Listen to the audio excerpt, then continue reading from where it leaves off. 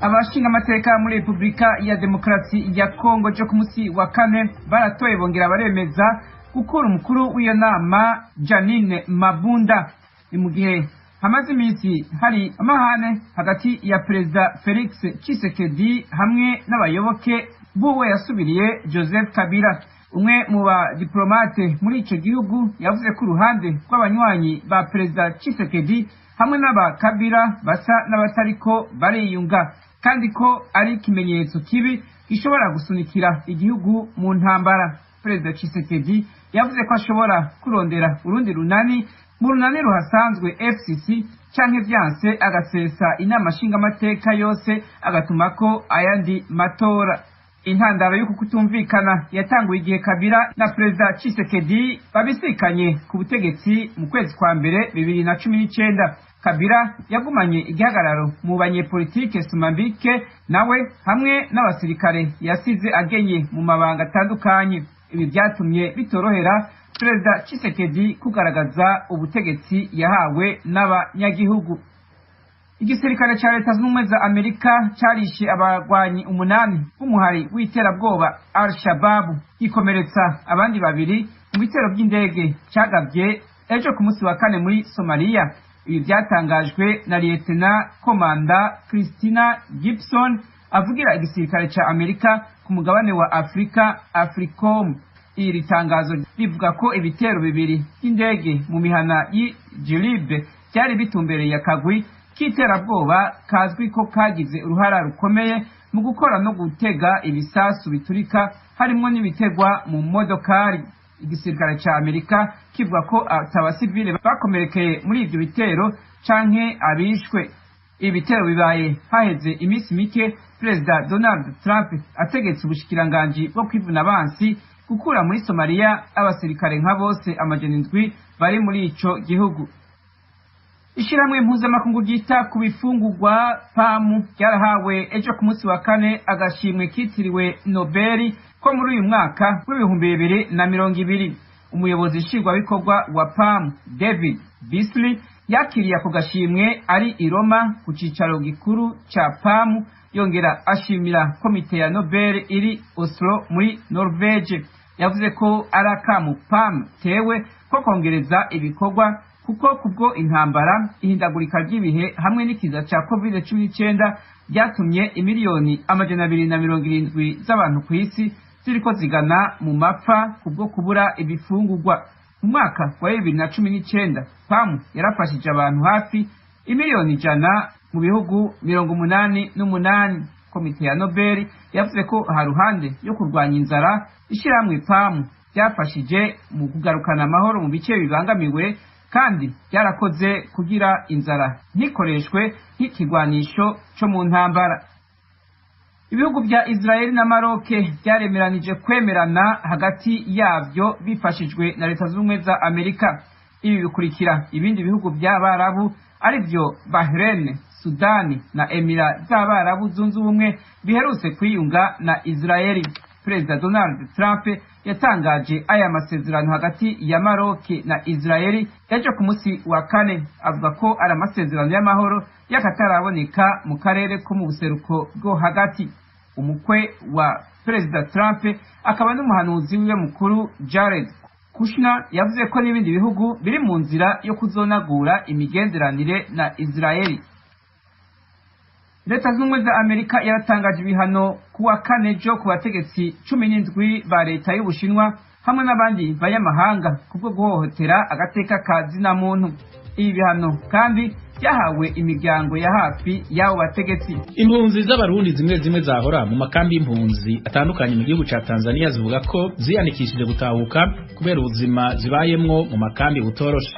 Umuntu rero abonye abuze hajyamika abana acavuga ati reka nkunguke, agaca ahunguka kandi ahunguka atabishaka. Bijanye n'inkunguka turiko turabona suko benshi bagenda banezerewe, bagenda barahura n'ibibazo bimwe gusa kimwe gusa tubibayemwo uko nyene. Abo ni bamwe mu mpunzi zariko ziratahuka mu Burundi ejo ku munsi wa kane zivuye mu makambi yo mu gihugu ca Tanzania. Mu Burundi abagore n'abakobwa barenga 50 nibo bamenyekanye ko bakorewe amabi harimwo kwicwa, kunyuruzwa, gufatwa ku nguvu no guhohoterwa ubuzima mu Burundi mu kiringo c'amezi 3 arangi. Amakuru yo mu karere k'ibiyaga binini mu Burundi abagore n'abakobwa barenga 50 nibo bamenyekanye ko bakorewe amabi harimwo kwicwa, kunyuruzwa, gufatwa ku nguvu no guhohoterwa ubuzima mu gihugu mu kiringo c'amezi 3 aheze. Biri mu cegeranyo c'umuhari w'abakenyezi b'abarundikazi baharanira amahoro n'umutekano. Gusozera ico kiringo ubushikiranganje bw'agateka kazi na muntu n'ukunganisha ibitsina mu Burundi bwemeje ko leta yahagurukiye kugwanya ayo mabi. Pierre Claver niyo nkuru araduha ibindi kuri inkuru. Umuhari w'abakenyezi uharanira amahoro n'umutekano Mouvement des femmes et filles pour la paix et la sécurité au Burundi watangaje ko amabi akorerwa abakenyezi akibangamiye abarundikazi batari bake nk'uko uwo muhari wabisanze mu matohoza wagize. Kuri uyu wa kane hasozera ibisekeza ry'iminsi 16 yo kugwanya ayo mabi haba ku isi no mu Burundi. Kuri mikro y'Ijwi ry'Amerika umufasoni Sophie Shima avugira uwo muhari yatangaje ko abarenga 50 bahuye n'amabi atandukanye mu mezi 3 aheze harimo kwicwa no gufatwa ku nguvu. Abagore 11 n'uruyoya rw'amezi 2 barishwe. Abakenyezi 6 n'abigeme 13 barafashwe ku nguvu. Abagore 5 bafashwe ku nguvu, abigeme 2 bafashwe ku nguvu baca bagandagura. Abagore 5 barahohotewe mu ngo zabo. Umugore umwe yarahohotewe n'imbonerakure. Abagore 6 barahagariswe biciye ku biri n'amategeko. None ayo mabi yakorewe hehe? 11 ikarusi, 5 mu Kayanza, 5 i Bubanza, 4 Ingozi, 3 mu Ibujumbura, mu Rutana, Muramvya, Imuyinga, Imwaro no mu Cibitoke. Hariho n'abandi batamenyekana kenshi kubera ukudahana. Baratekewe n'ubwoba batinya yuko mu miryango yabo babaca, abandi baranduye umugere wa sida batinya kuvuga ivyababayeko. Ibirori byo gusozera iryo sekeza ku rwego rw'igihugu byabereye muri komine Nyabiraba mu ntara ya Bujumbura rurare. Imere de Sabushimike umushikiranganje ajejwe agateka kazi na muntu gushigikirana no kunganisha ibitsina ahamagariye abajeje intwaro n'umutekano guhagurukira kugwanya ayo mabi. Kubera ko amabi akorerwa abakenyezi n'abigeme akorerwa ahanini mu ngo, ikibano n'abajejwe intwaro bategerezwa gukora ibishoboka byose kugira ngo bazitire bataronderwa. Mugendere rero ingo zirimo umubano muke na cyane cyane ubamenyeshe ko umuti w'ingorane hagati y'abubakanye utari mu gushyira mu migere ariko uri mu kwitura ubutungane. Mu gihe hari umukenyezi yashyikiwe n'amabi afatiye ku gitsina, ikibano n'abajejwe intwaro mutegerezwa gufata iya mbere mu kumutabara no kumutabariza. Ikibano n'abajejwe intwaro bategerezwa kandi gufasha mu gushengeza uwakoze amabi, mu kurangira we ikiye aho yitura no mu gushengeza uwayakoze. Nabo kandi bategerezwa gufasha ubutungane mu kumenya ingene ibintu byagenze ngo babone gukubita intare mu gahanga uwayakoze. Ico bikoze umuhari w'abakenyezi ugwiriyemo abahunze abandi bakaba bakiri mu gihugu ubona ko hakiri gukingiranira ikibaba bigatuma abakora ayo mabi badahanwa. Iryo sekeza ryatanguzwa mu ntara ya Muramvya icegera c'umukuru w'igihugu Prosper Bazombanza yari yamenyesheje ko atakindi kizorandurana n'imizi ayo mabi atari gushengeza abayakora. Iminsi 16 kuva itariki 25 z'ukwezi kw'icumi gushika itariki 10 z'ukwezi kw'icumi k'umwaka utashe amakungu yagihariye kugwanya mabi afatiye ku gitsina muri rusangi by'umwihariko ayakorerwa abakenyezi n'abakobwa. Ishami mpuzamakungu ONU rifata iyo minsi nko gukangurira abantu bose cane cane inzego za leta gukingira agateka k'abagore. Pierre Claver niyo nkuru Kigali kubwijwe rya Amerika. Urakoze Pierre Claver. Mu Rwanda komisiyo y'uburenganzira bwa muntu yerekanye ubushakashatsi bugaragaza ingaruka z'imigambi yo kugwanya COVID-19 ku burenganzira bwa muntu. Ubushakashatsi bwahuriranye no guhimbaza imyaka 72 y'itangazo mpuzamakungu ry'uburenganzira bwa muntu. Ibindi kuri iyo nkuru na mugenzi wacu Asumta Kaboyi. ubushakashatsi bugamije kureba uko uburenganzira bwa muntu bwubahirijwe mu gihe cya COVID-19 bwakozwe na Komisiyo y'Igihugu y'Uburenganzira bwa Muntu bukorerwa mu turere 15 two mu ntara zose n'umujyi wa Kigali, bukaba bwarabajije abantu 706 barimo 100 bo mu nzego za leta na 600 b'abaturage basanzwe.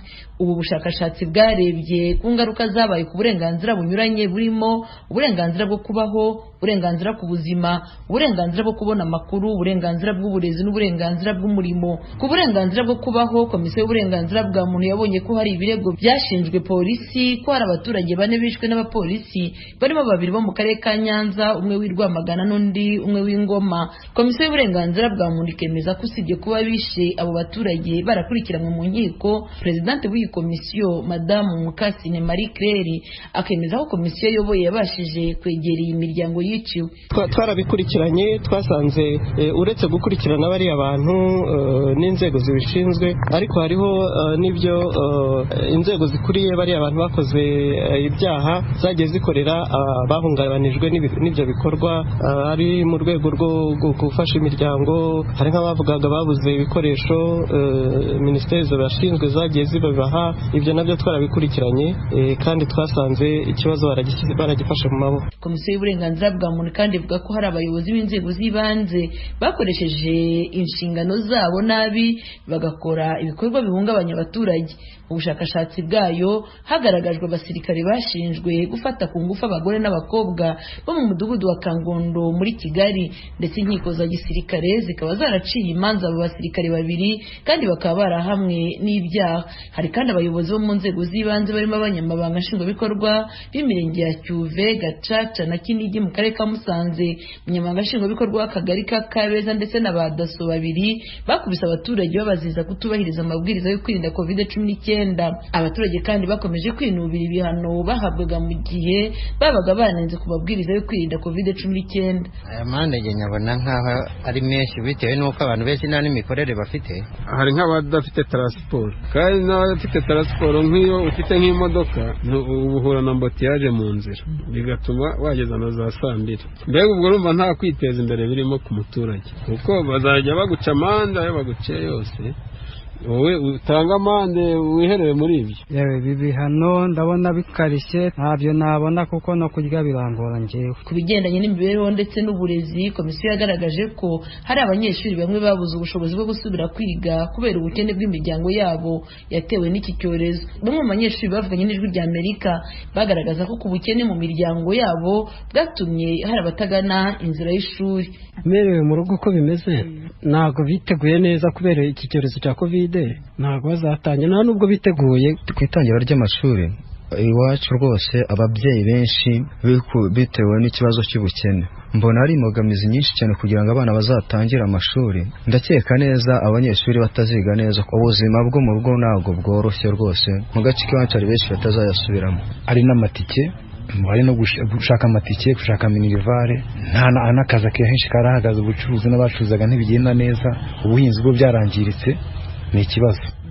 Ku burenganzira bw'umurimo, Komisiyo y'Uburenganzira bwa Muntu yagaragaje ko umubare w'abashomeri wiyongereye uva kuri 6.1% ugera kuri 22.1% mu kwezi kwa gatanu, naho mu kwezi kwa munani ugera kuri 16%. Safari Emmanuel, umunyamabanga nshingwabikorwa w'impuzamiryango iharanira uburenganzira bwa muntu CRADO, asaba leta gufasha abaturage bahuye n'izi ngaruka. Biriya bibazo komisiyo yagaragaje fate nka biriya birebana n'ubukungu bw'umuturage n'ingaruka COVID yagize muri iki gihe, haba ku burezi, haba ku bukungu, ku bucuruzi, muri ekonomi. Ni ukuvuga mu by'ukuri biriya byose ni ibibazo twagiye tubona natwe nka societe civile, kuko nta muntu bitagezeho ingaruka, ahubwo dusaba yuko na leta nyine yashyiramo ijisho cyane kugira ngo irebe uburyo yakwasisa abaturage kandi ingeri zose. Ubu bushakashatsi bwa muri twe bwahuriranye n'igikorwa cyo kwizihiza isabukuru y'imyaka 72 y'itangazo mpuzamahanga ry'uburenganzira bwa muntu. Komisiyo y'Uburenganzira bwa Muntu ikavuga ko kwizihiza isabukuru byahuriranye kandi ibihe bitoroshye isirimo y'iyaduka ry'icyorezo cya COVID-19 cyahungabanije uburenganzira bwa muntu muri rusange. Assumpta Kaboyi, Ijwi rya Amerika, i Kigali. Urakoze Assumpta. Leta y'igihugu ca Tanzania ifatanije n'ishirahamwe mpuzamakungu ryitaho impunzi HCR irabandanya umugambi wo gutahukana impunzi z'abarundi ziyandikishije ku gushaka kwazo. Umumenyesha makuru w'ijwi rya Amerika mu gihugu ca Tanzania James Joven ejo kuwa kane yatembereye mu ikambi ya Nduta hanyuma adutegurira inkuru ikurikira.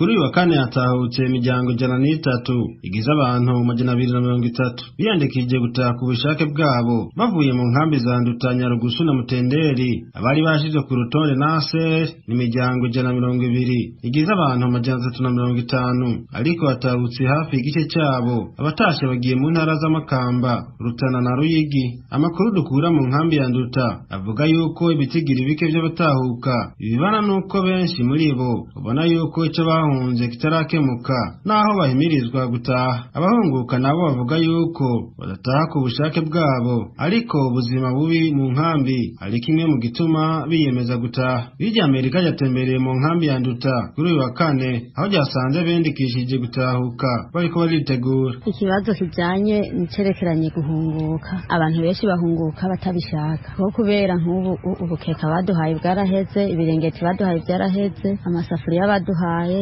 yaraheze, benshi bagiye bagenda bayikorako. Umuntu rero abonye abuze hajyamika abana acavuga ati reka nkunguke, agaca ahunguka kandi ahunguka atabishaka. Yewe ndi impunzi sanzwe ndi umukenyezi abangaha Induta. Bijanye n'ihunguka turiko turabona si uko benshi bagenda banezerewe, bagenda barahura n'ibibazo bimwe bimwe, gusa kimwe gusa tubibayemwo uko nyene. Ingorane ya mbere dufise, nta bintu dufise byo turyamako byaraheze, nta n'icombo tugisigaranye twokoresha ngo duteke.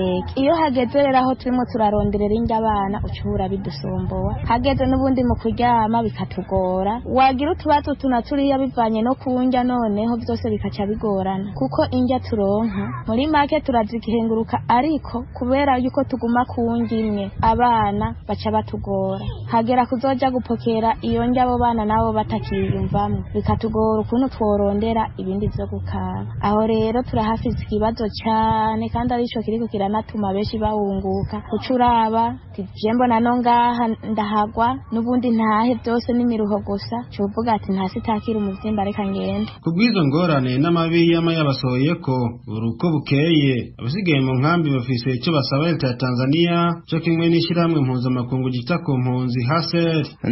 Icyo saba UN na leta ya Tanzania bodufata neza kuko twebwe nabone nye babibona ko biri mu bintu by'amafuti nyene bitari neza, aho bazobona amahoro abonetse neza gose nyene nibo nyene bazaza kutubwira ati ni amahoro yabonetse Burundi ni mutahe. Icyo dusaba twege tutarahunguka, dusaba yuko umutekano woboneka kugira tugende, nk'ubu hataragera yuko natwe tugirane erega na twebwe impunzi tutabona yuko amahoro ariho ngaha nitwohaguma kubera tuvuga ati hose ngo barapfa. Ikindi dusaba UN ni uko yotworohereza mu kuronka ubuzima bwiza mu bijanye n'ifungurwa, ukuntu twoza turaronka ibikoresho bikwiye, uburyamo bukwiye, kuko nk'ivyo twagiye turaronka kuva dushitse ubu byaraduheranye, ubu ntidusigaye turonka nico tworyamako canke nk'ico twokwifuka. Mu mpera z'ukwezi guhera kwa 11 uyu mwaka w'2020 umuyobozi yashinzwe impunzi muri Minisiteri y'Ubutegetsi bw'igihugu cya Tanzania Bwana Sudi Mwakibasi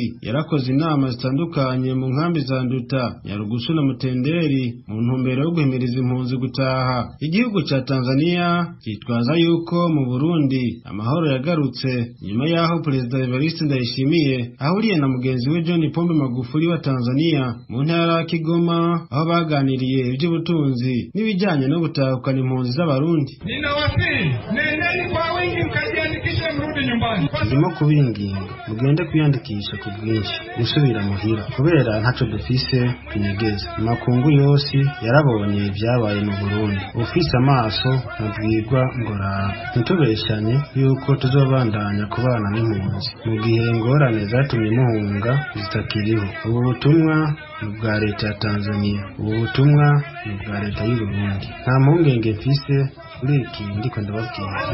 Ujumbe huu ni wa serikali ya Tanzania na wa serikali ya Burundi. Sina mashaka na hiki ninachowaambia. mu bitigiri vya nyuma vyatanzwe na ASR mu kwezi kwa 10 uyu mwaka w'2020 impunzi z'abarundi zisigaye mu gihugu ca Tanzania zirenga gato ibihumbi 150 mu nkambi ya Mutenderi hasigayemwo abarenga gato ibihumbi 27 Nduta barenga gato ibihumbi 70 na Nyarugusu ibihumbi 50 kuva mu nkambi ya Nduta iri mu gihugu ca Tanzania. James Jovini kubwijwi rya Amerika. Tugushimire Jovini. Igisirikare cha Uganda catangaje ko catanguje itohoza ku basirikare bacu barasha abanyagihugu mu myerekano ya politiki heruka kuba muri ico gihugu abagera kuri 50 bakayigwamwo. Ivyo bizi nyuma y'aho amashirahamwe yitaho uburenganzira bw'ikiremwa muntu mu gihugu no hanze yasavye ko hokogwa itohoza ryigenga kuri ubwo bwicanyi ababugizemo uruhara bakabihanirwa. Inkuru y'idonido na Ignatius Bahizi umumenyesha makuru w'ijwi rya Amerika ari Kampala muri Uganda. Ukurikije raporo y'igipolisi abantu 54 nibo bapfuye barashwe mu myigaragambyo yamaze gatatu mu mujyi wa Kampala n'indi mijyi mu gihugu yakurikiye ifatwa ry'umunyapolitike Robert Kyagulanyi uzwi cyane nka Bobi Wine. Uwo munyapolitike akimara gufatwa mu kwezi gushize imyigaragambyo yahise yaduka mu bice bitandukanye by'igihugu cyane cyane mu mujyi wa Kampala. Igisirikare n'igipolisi byahise binyanyagira muri iyo mijyi yose yaberagamo imyigaragambyo kugira ngo bihagarike, ariko abarengera uburenganzira bwa kiremwa muntu banenze izo nzego z'umutekano bavuga ko zakoresheje ingufu zirenze mu kwihagarika, byaviriyemo gutakaza ubuzima bw'inzirakarengane. Ukurikije imiryango umubare w'abishwe urenze uwo polisi itangaza. Avugana n'abanyamakuru uwungirije umuvugizi w'igisirikare cya Uganda Lieutenant Colonel Deo Akiki yavuze ko batangije iperereza ku basirikare babo baba baragize uruhari muri ubwo bwicanyi bw'abaturage. We are working with the police and other agencies. Turimo gufatanya n'igipolisi n'izindi nzego zitandukanye ndetse n'abaturage muri rusange kudufasha kumenya abasirikare bacu barenze ku murongo. Raporo y'ibyabaye yerekana ko ari amakosa yakozwe ku ruhande rwacu. Akazi kacu tugafitemo ubumenyi buhagije kandi tuzi aho tugomba kugarukira, abakoze amakosa bagomba kuzayahanirwa. Mu ijambo yagejeje ku banyagihugu nyuma y'iyo myigaragambyo, umukuru w'igihugu Yoweri Museveni yavuze ko haba hari amakosa inzego zishinzwe umutekano zakoze yaviriyemo iyicwa ry'inzirakarengane, ariko ko umubare munini wabiciwe muri iyo myigaragambyo ari uw'abigaragambyi bagerageje kurwanya inzego z'umutekano. Anizeza ko leta izatanga indishyi ku nzirakarengane zayiguyemo. Unfortunately, 54 people died in this confusion. 32 Ati icyakababaro abantu 54 bapfiye muri iyo midugararo, 32 ku bapfuye bari abigaragambyi bagerageje kurwanya abashinzwe umutekano. Ukurikije raporo ya polisi, leta izatanga indishyi kuri abo bose bishwe ariko batari mu myigaragambyo bakicwa n'amasasu yataye inzira, ariko ntabwo izatanga indishyi ku bishwe bagerageza kurwanya inzego zishinzwe umutekano. Abatakaje ibyabo bafite gihamya nabo bazishurwa. Government will also compensate those who lost their properties if it can be verified. Impirimbanyi z'uburenganzira bwa kiremwa muntu zanenze ico Perezida Museveni yatangaje cyo gutanga indishyi, zivuga ko ababigizemo uruhari bakagombye kubanza gucirwa imanza bakanahanirwa ibyaha byabo, kandi iyo ndishyi ikagenwa n'inkiko atari perezida ubwe. Ni muri urwo rwego ishirahamwe n'igihugu ry'abunganira abandi mu mategeko Uganda Law Society rivuga ko rizafasha imiryango y'abishwe kugeza ibirego byabo mu butabera no kuyiburanira. Fiona Wall ni perezida w'iryo shirahamwe. And the beautiful thing with the Human Rights Enforcement Act is that ati ikiza nuko ubungubu amategeko areba uburenganzira bwa kiremwa muntu yemerera iburanishwa ryihariye ry'abashinzwe umutekano ku biti byabo barenga ku mategeko. Mbere bakingirwa ikibaba na leta kuko niyo umuntu yashoboraga kurega yonyine kubera ibikorwa by'abashinzwe umutekano. Igisirikare n'igipolisi tubihaye amahirwe kugira ngo bihane abakozi babyo, ariko bidakozwe tugiye gufatanya n'imiryango y'abatakaje ababo kugera ku butabera. Turasaba abaturage kuduha amakuru yose n'ibimenyetso baba bafite kugira ngo bizadufashe gukurikirana ababigizemo uruhari dukiye mu butabera. so that we can hold these organs responsible and accountable. Ku rundi ruhande, imiryango mpuzamahanga itandukanye, ishirahamwe ry'ibihugu by'Uburayi hamwe na Leta Zunze Ubumwe bwa Amerika byamaganye ubwo bwicanyi hamwe n'irindi kandamizwa ry'uburenganzira bwa kiremwa muntu ryakorewe abaturage muri iyo myigaragambyo. Elliot Angel, umushingamateka muri leta zunze ubumwe bwa Amerika, we yaraye yandikiye bamwe mu bayobozi bakuru b'iyo leta gukurikiranira hafi ico yise ikandamizwa y'uburenganzira bwa muntu rikabije muri Uganda, atanga ingero z'ubwicanyi kuva mu 2016 avuga ko bwagiye bukorwa na leta ku baturage, anasaba leta zunze ubumwe za Amerika ko zakongera gusuzuma ubufatanye bwazo na Uganda cyane cyane mu nkunga ziha iki gihugu z'ibikorwa by'iterambere hamwe n'umutekano. Ignatius Bahizi, Ijwi rya Amerika, Uganda. Radio Ijwi rya Amerika mu Kirundi no mu Kinyarwanda. Naha makuru y'aka kanya agarukiye. Mwakoze kugumana natwe. Dusezeranire ku ijambo ry'intangamarara ryashikiza imigabo n'imigambi ya leta zunze ubumwe za Amerika. Wizihizwa tariki 25 z'ukwezi kwa 11 n'umunsi w'uburenganzira bwa muntu uhimbazwa tariki ya 10 y'ukwezi kwa 12 yagenewe gukangurira abantu mu mpande zose z'isi ibyerekeye urugomo rushingiye ku gitsina no kubahuriza hamwe aho bari hose ku isi kubirebana no guharanira impinduka igamije kurwanya urwo rugomo. Urugomo rukorerwa abagore rwambuka imipaka rukanarenga n'imico. Umugore umwe muri 3 ahura n'urugomo rushingiye ku gitsina mu buzima bwe. Ikibabaje nuko uwo mubare wazamutse mu bihe by'icyorezo cya COVID-19 nk'uko uri mu mwanya wungirije mu buyobozi bw'ikigo cya Amerika cyita ku majyambere mpuzamahanga USAID John Barsa abivuga. Akomeza avuga ko abafatanyabikorwa ba USAID babonye ko urugomo rukorerwa abagore n'abakobwa rwiyongereye mu bihe bya guma mu rugo, byahinduye imibereho yabo no kuba batabasha kugera ku biribwa n'ibindi byangombwa birushaho gukomera. USAID hashize igihe kirekire yemera akamaro ko guhangana n'uburyo butandukanye urwo rugomo rukorwamo rugira ingaruka mu bushobozi bw'abagore bwo kwiteza imbere n'intambwe ikomeye batera mu buzima bwabo. Barsa yagize ati, ku buyobozi bwa Trump, USAID yongereye ubufatanye bwacu n'imiryango itabogamiye kuri leta, amatsinda y'abagore, amasosiyete yigenga hamwe n'inzego za leta mu gushyira mu bikorwa gahunda zihamye no kongera ubukangurambaga no gukumira ingaruka z'urugomo rukorerwa abagore. Urugero, binyuze muri porogaramu za Amerika zifasha abagore izijyanye n'amahoro n'umutekano, harakorwa ku buryo abagore n'abakobwa barindwa urugomo, gukoreshwa ibidakwiye no guhohoterwa. Ibi binyura mu bikorwa byagenewe iterambere n'inkunga yagenewe kwita ku kiremwa muntu. Kuva mu 2017 USAID yafashije abagore bagera mu 70,000 mu bikorwa byo kubaka inkingi z'amahoro mu buvuzi bw'ibihe bikomeye, kubahumuriza no kubashyigikira kugira ngo batekane, mu bikorwa bijyanye n'ubutabera n'inkunga mu rwego rw'ubukungu kuri miliyoni 6 z'abarokotse urugomo rushingiye ku gitsina. Cyakora inzira iracyari ndende kubera ko urugomo rushingiye ku gitsina akenshi rufatwa nk'ibintu bisanzwe muri sosiyete zimwe na zimwe. Ni ibintu bigaragaza ugutsindwa kw'imiryango na za guverinoma bitemera kandi ngo bihe agaciro uburenganzira bw'ikiremwa muntu ku bagore n'abakobwa. Niyo mpamvu hasabwe igikorwa cy'iminsi 16 cyo kurwanya urugomo rushingiye ku gitsina, igikorwa gifite akamaro kanini cyane cyo kurandura urwo rugomo. Baracana urumuri rugaragaza iki kibazo n'ingamba za politiki hamwe n'ibikorwa bituma iki kibazo kibaho.